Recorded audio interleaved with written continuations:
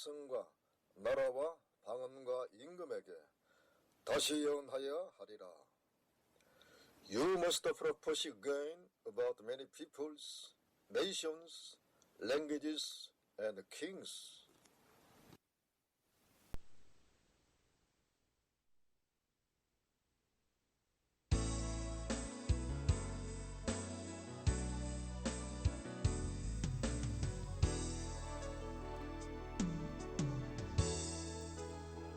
할렐루야.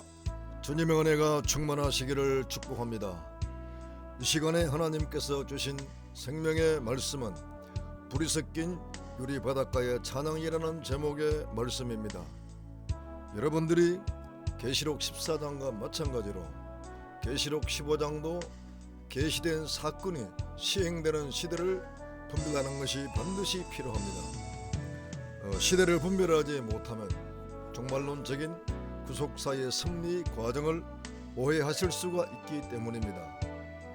계시록 15장의 말씀은 대환란에서 구원받은 백성들이 심판기 동안에 하나님이 준비하신 예비처에서 구원의 큰 찬양을 드리는 말씀이 중심입니다. 시대적 배경은 일곱째 나팔 시대입니다. 일곱째 나팔은 여섯째 나팔과 마찬가지로 나팔을 부는 것으로 끝이 아닙니다. 불고 난 후에 그 기간이 있다는 사실을 다시 말씀을 드립니다. 그 기간은 1260일 혹은 한때, 두때, 반때 기간입니다. 그리고 이때는 심판기입니다. 역사 종말의 심판은 한순간에 끝나는 심판이 아닙니다. 마지막 심판은 보응심판이기 때문에 반드시 그 기간이 있다는 사실을 알아야 합니다. 그리고 일곱째 나팔 기간, 곧 후 3년 반 기간은 심판기인과 동시에 이때는 예비처 기간입니다. 이 예비처는 흰옷 입은 큰 무리들이 가는 곳입니다. 좀 더 자세하게 말씀을 드리면 하나님께서 두 증인의 예언 증거 사역을 통하여 대환란 가운데 있는 무수한 무리들을 구원하여 그들을 천국으로 데려가시는 것이 아니라 예비처로 먼저 보내십니다. 그 이유는 후 3년 반기 동안 이 세상을 심판할 때에 그들을 보호하고 양육을 하여 전론시대의 백성으로 보내기 때문입니다. 성도 여러분, 동역자 여러분, 본문 중심의 말씀을 드리기 전에 상기와 같은 시대적 배경에 대한 말씀을 먼저 드린 것은 반드시 필요하기 때문에 또 한 번의 말씀을 드립니다.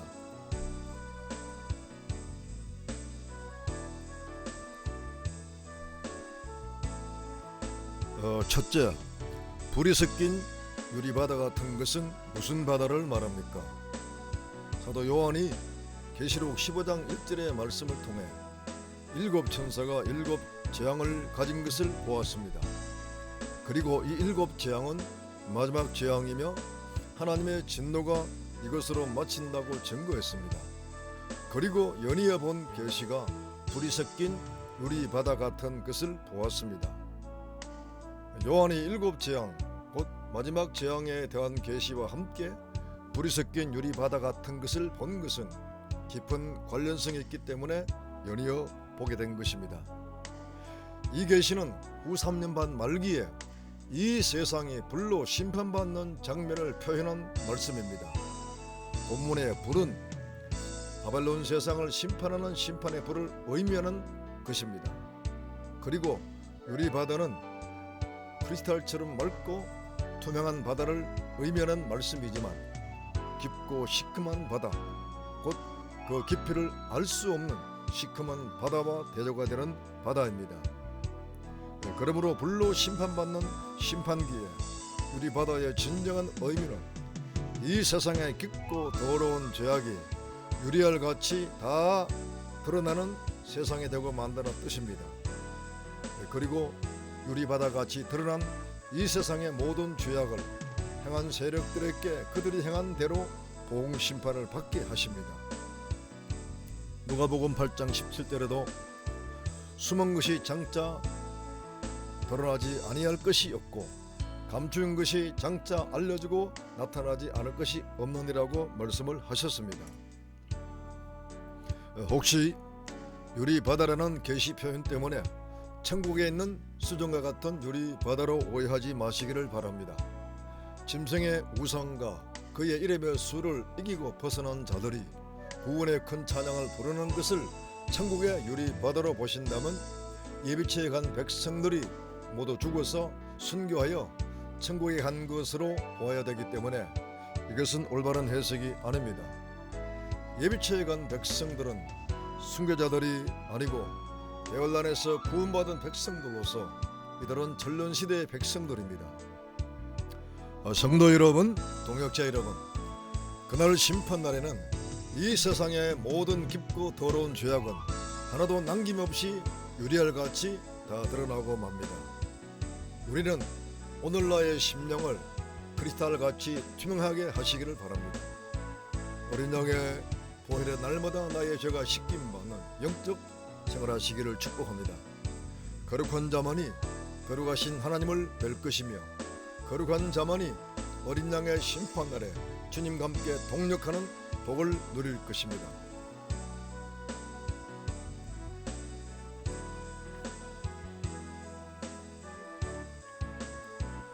두 번째, 불이 섞인 유리 바닷가는 무엇을 말합니까? 먼저 여러분들이 반드시 분별을 해야 할 부분이 있습니다. 그것은 불이 섞인 유리 바다 같은 것과 그 다음 불이 섞인 유리 바닷가입니다. 짐승과 그의 우상과 그의 이름의 수를 이기고 벗어난 자들이 서 있는 장소가 바로 불이 섞인 유리 바닷가입니다. 유리 바닷가의 서서를 NIV는 Standing Beside the Sea로 번역했고 킹 제임스 버전은 Stand on the Sea of Glass로 번역했습니다. 이는 불이 섞인 유리 바다와 연결되는 말씀으로서 불이 섞인 유리 바닷가에 서서라는 말씀입니다. 이 말씀은 이 세상이 불로 심판을 받을 때 불로 심판받는 세상 바닷가에서 곧 예비처에서 보호를 받으며 하나님을 찬양하는 백성들의 모습입니다. 여기서 바닷가는 심판받는 이 세상 바다에 속하지 아니한 장소를 말하는 것입니다.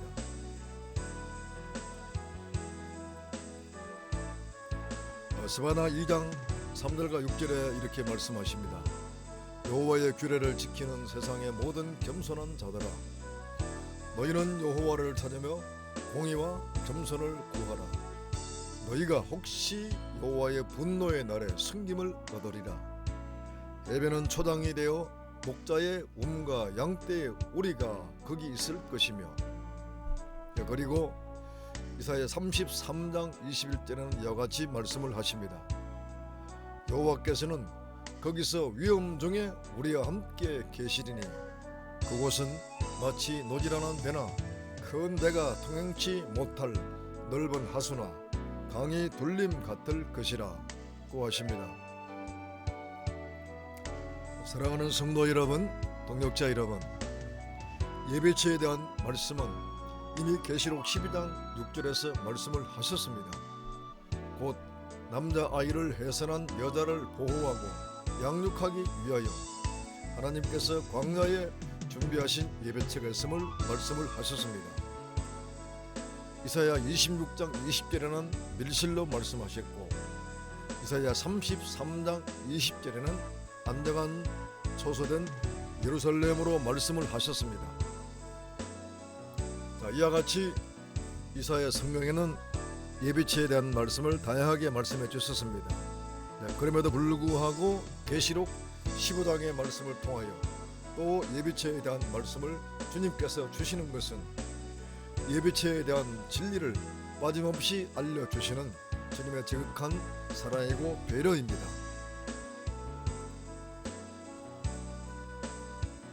성도 여러분, 동역자 여러분, 그날에 불타는 이 세상을 바라보며 세상 바닷가에서 보호와 양육을 받는 흰옷 입은 큰 무리들이 얼마나 감격스럽겠습니까?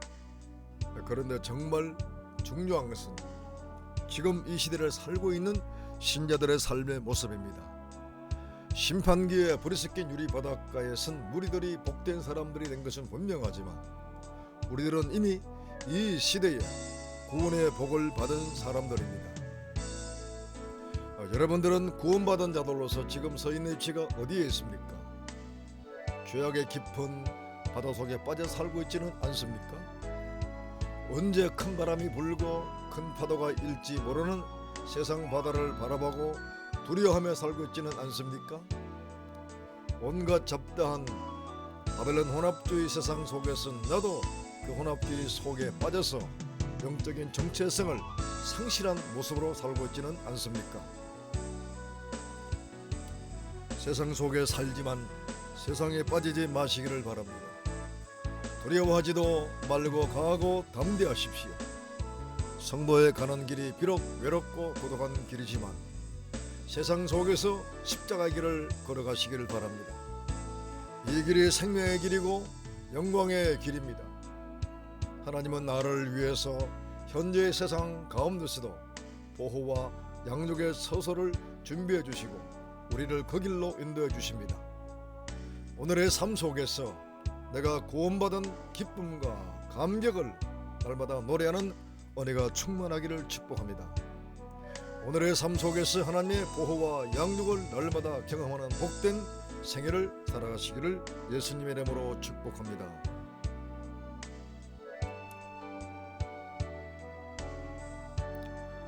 세 번째, 모세의 노래, 어린 양의 노래에 대해서 말씀을 드립니다. 불이 섞인 유리 바닷가에 서 있는 무리들이 부른 찬양을 모세의 노래, 어린 양의 노래라고 말씀을 하셨습니다. 구원받은 무리들이 예비처에서 부르는 찬양을 왜 모세의 노래, 어린 양의 노래라고 말씀을 하셨을까요? 그것은 이스라엘 백성들이 홍해바다에서 구원받은 사실을 기억하시면 될 것입니다. 출애굽한 이스라엘 백성들을 다시 애굽 군대가 추격을 하면서 그들을 죽이려고 했던 애굽 군대가 어떻게 멸망을 당했습니까? 그들 애굽 군대들은 이스라엘 백성들이 건너간 그 홍해 바다에서 모조리 수장을 당하고 말았습니다. 이때 이 큰 구원을 경험한 이스라엘은 미암을 중심으로 이스라엘의 여인들이 서고치고 춤추며 하나님을 높이고 구원의 큰 찬양을 부른 것이 바로 모세의 노래입니다. 이와 같이 마지막 대환란의 두 증인의 전도를 통하여 구원받은 흰옷 입은 큰 무리들도 이 세상이 불로 심판을 받을 때 그 심판을 면하고 세상 바닷가 곧 예비처에서 보호를 받고 있기 때문에 너무나 감격스러워 구원의 큰 찬양을 드립니다.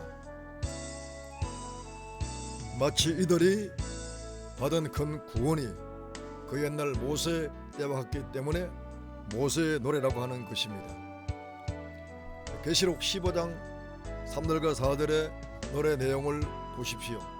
노래 내용을 보면 예비처의 백성들이 전능하신 하나님이 크고도 기이한 일을 행하신 것을 노래했고 주님의 길이 의롭고 참되심을 노래했으며 주의 이름을 두려워하고 영화롭게 할 수밖에 없음을 노래했습니다.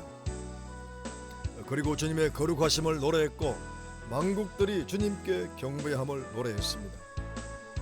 이 모든 찬양은 그 옛날 모세 때와 같이 역사 종말에 불타는 세상 바닷가에서 그들이 너무나 큰 하나님의 능력을 보고 그 속에서 큰 구원을 받았기 때문입니다.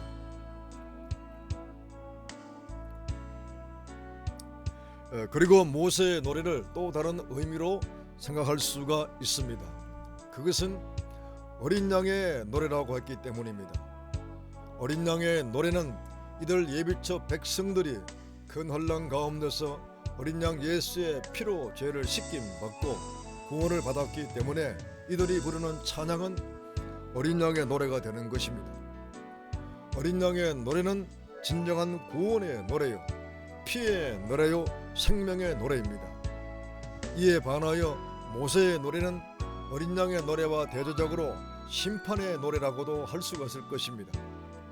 모세는 율법을 대표하고 어린 양 예수님은 은혜와 진리를 대표하기 때문입니다.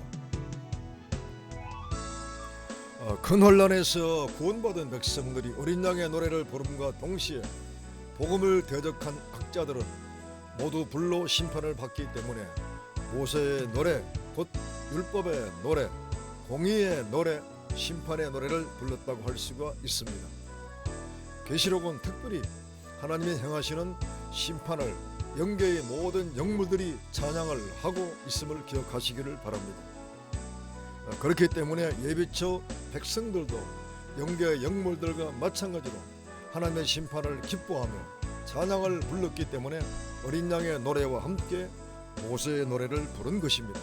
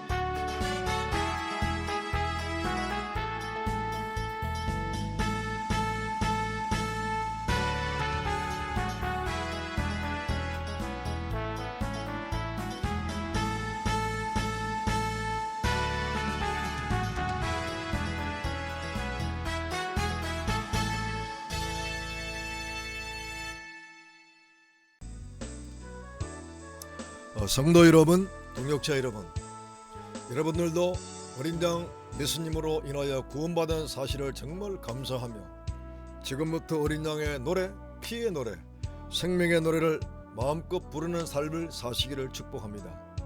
그리할 때에 그날의 모세의 노래, 즉 주님의 심판을 찬양하는 노래를 부르는 주인공이 될 것입니다. 사랑하는 성도 여러분, 동역자 여러분, 계시록 15장 첫 번째 강의를 통해 주시는 귀중한 영성을 내 것으로 만드시기를 간절히 바라면서 말씀을 마치겠습니다. 첫째, 내 영의 바다는 어떤 바다입니까? 깊고 어두운 바다입니까? 아니면 크리스탈같이 투명한 바다입니까? 지금 온전한 회개로 내 영의 바다를 크리스탈같이 투명한 바다가 되도록 하시기를 바랍니다. 두 번째, 성도들은 이 세상 속에 살지만은 이 세상에 속한 자가 아닙니다. 나를 구별시켜 주신 주님의 구속의 은총을 날마다 찬양하시기를 축복합니다.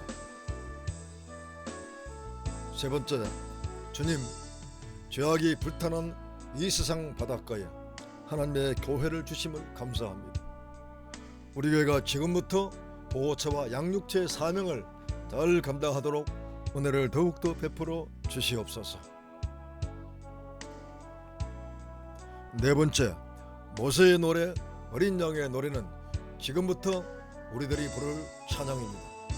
왜냐하면 어린 양의 피로 지금 구원을 받았고 이미 영적 출애굽을 했었고 영적 홍해를 건넜기 때문입니다. 다섯 번째, 천상천하 최고의 의는 십자가의 의입니다. 이 의를 힘입어 구원받고 주의 종이 된 우리들이 주님의 보호자 앞에 엎드려 경배함이 마땅치 아니합니까? 아멘. 할렐루야.